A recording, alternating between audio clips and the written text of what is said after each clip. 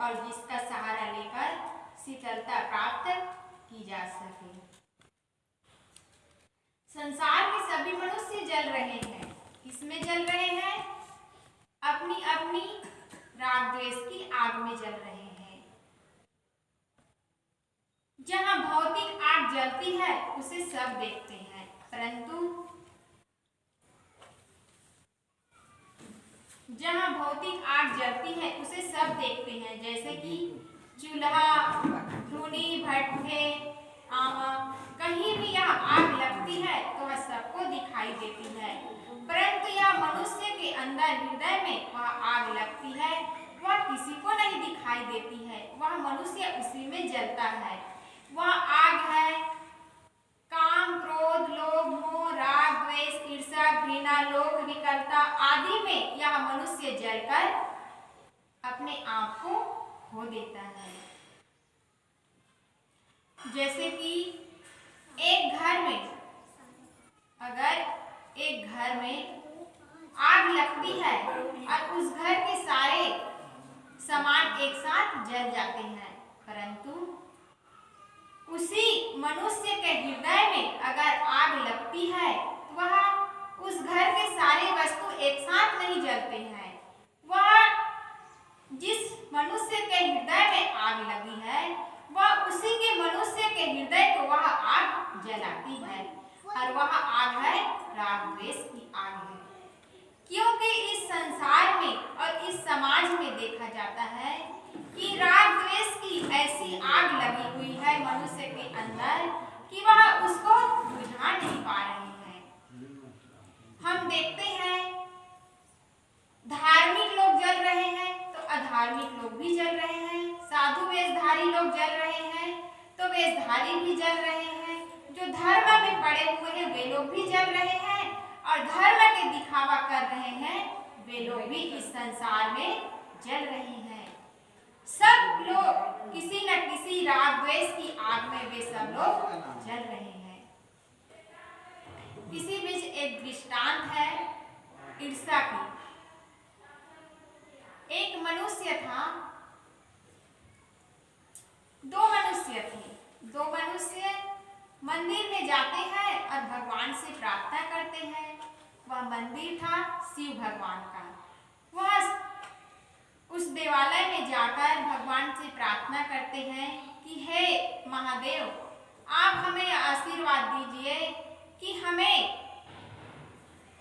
हमारा जो मन है, जो हम पाना चाहते हैं, वह हमें सब कुछ मिल जाए। तो वह जो महादेव था वह उनकी तपस्या से प्रसन्न हो जाते हैं और प्रकट होकर कहते हैं कि बोलो, मैं तुम्हारी तपस्या से प्रसन्न हो गया हूँ और तुम्हें जो मांगना है वह मांग लो, परंतु मेरी एक शर्त है कि जो पहले वर मांगेगा उसको एक ही वर मिलेगा, परंतु साथ वाले को उसका दोगुना वर मिलेगा। तुम दोनों डिसाइड कर लो कि किसको वर मांगना है और किसको नहीं मांगना है।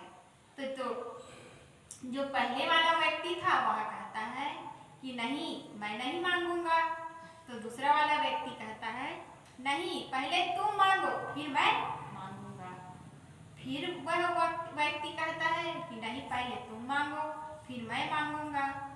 तो फिर वह जो दूसरा वाला व्यक्ति था वह सोचता है चलो अच्छा, तुम बड़े चतुर बनते हो ना, चलो मैं ही यह वर मांग लेता हूँ। तो वह सोचता है, सोचने लगता है यह भगवान का तो यह वरदान ही है कि एक वर मांगेगा तो दूसरे वाले को उसका दोगुना मिलेगा, तो क्यों ना मैं ऐसा करता हूँ कि साथ वाले का उसका दोगुना हानि हो जाए।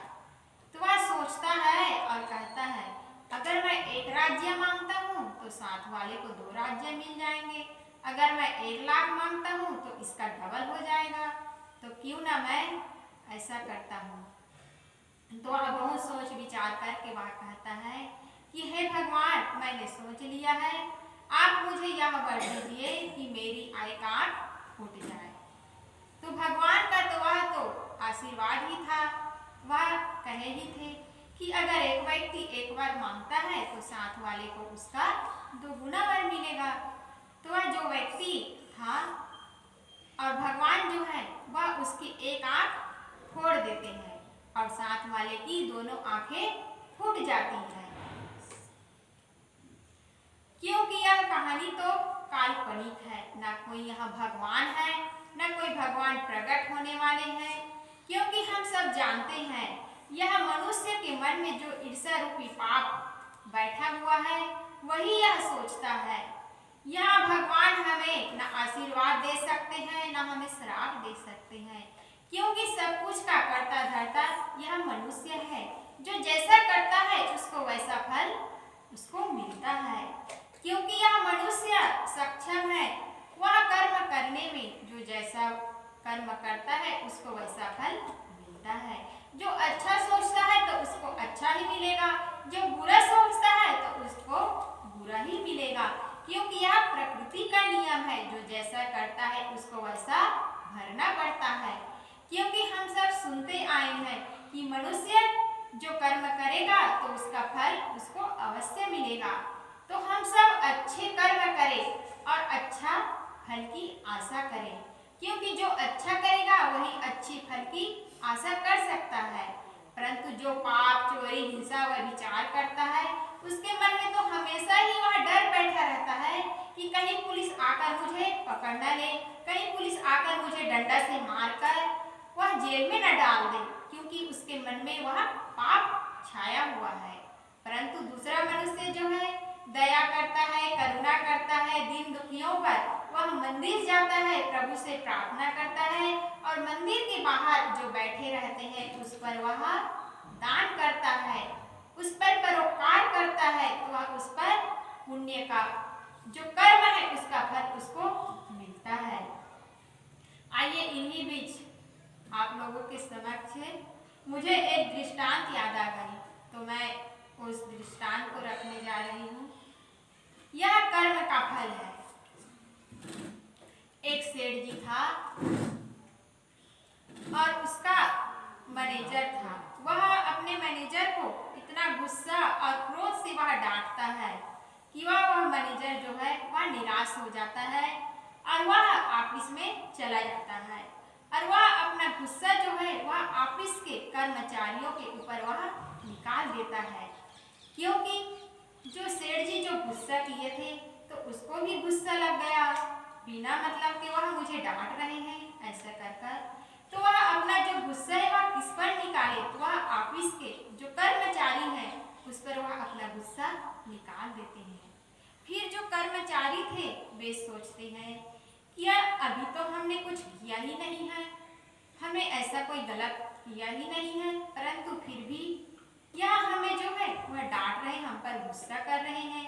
ऐसे करके वह जो कर्मचारी था वह भी गुस्से में बाहर निकलता है और निकलते निकलते वह गेटमैन बैठा हुआ था, उस पर वह अपना गुस्सा सारा निकाल देता है। फिर वह जो गेटमैन था वह कहता है कि मैंने तो अभी कोई गलती किया ही नहीं है, परंतु यह जो कर्मचारी है वह मुझे अंदर से आया और बाहर में यहाँ आकर मुझ पर इतना गुस्सा कर रहा है, क्योंकि मैं तो अंदर जाता ही नहीं हूँ। फिर वह जो गेटमैन था वह इतना गुस्सा से भर गया और वह घर आता है और घर आकर वह सारा गुस्सा अपनी पत्नी पर निकाल देता है। फिर जो उसकी पत्नी थी वह कहती है कि यह तो ऑफिस से आ रहे हैं कंपनी से और मुझे आकर तुरंत डांट रहे हैं, क्योंकि मैंने तो अभी कुछ किया ही नहीं है।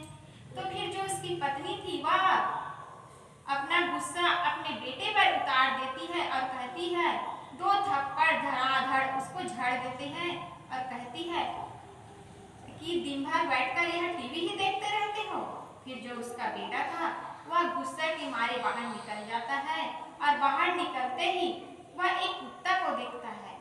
वह कुत्ता सोया हुआ था, परंतु वह जो बच्चा है वह लड़का एक पत्थर उठाता है और जोर से दे मारता है कुत्ते के ऊपर, तो वह कुत्ता जागता है और वह भुगता हुआ दौड़कर भागता है और भागता चले चलते हुए वह एक सेठ जी को, एक आदमी को वह काट देता है। तो फिर वह जो आदमी था वह सोचता है, वह जिंदगी भर सोचता ही रह गया कि यह कुत्ता बिना कारण मुझे काटा तो काटा क्यों। आप सब सोचिए इस कहानी के लगातार चलते हुए इस कथा में कि एक को एक पर गुस्सा उतारते हुए वह गुस्सा किसके पास गया, क्योंकि वह गुस्सा उसी के पास गया जो बीज बोया हुआ था। वह सेठ जी को ही वह कुत्ता काटा हुआ था, क्योंकि हम जो जैसा करते हैं उसका फल हमें वैसा मिलता है। इसलिए हम सब यह मनुष्य जीवन मिला हुआ है, उसको मनुष्य जीवन पाकर हम व्यर्थ में अपना जीवन